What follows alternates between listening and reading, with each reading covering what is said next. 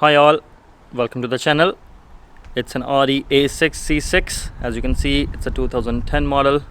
I'm going to try and do the license plate lights. I'm just going to basically replace one of the bulbs, and it should be very similar in most of the A6 range in this era.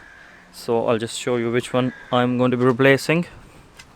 So it's the left one for me, and all you need there is a Phillips screwdriver basically. So we'll see you in the next step. So using a Phillips head screwdriver, I'm using a tiny one because there's not too much space, or you might have to use a socket one. What? I'm going to try it anyway. So yeah, that's about it. A Phillips head screwdriver.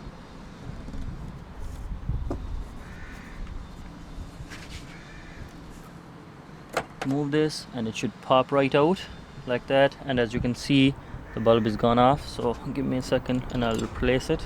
So this is your bulbs. After getting them from Halfords.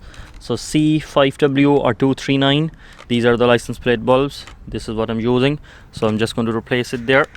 So I've replaced the bulb, as you can see, and make sure or try not to touch the filament side of it with your bare hands. That's why I did it off camera. Just try and use it from the side and insert it, and that's how simple it is. I'm going to just reinsert it, try and go right first and slide it in place like this, and I'm going to just tighten that up, and that should be it. And I'm going to leave the video here. Thanks very much for watching. Give the channel a subscribe if you liked the video or if it helped you, and we'll see you in another video.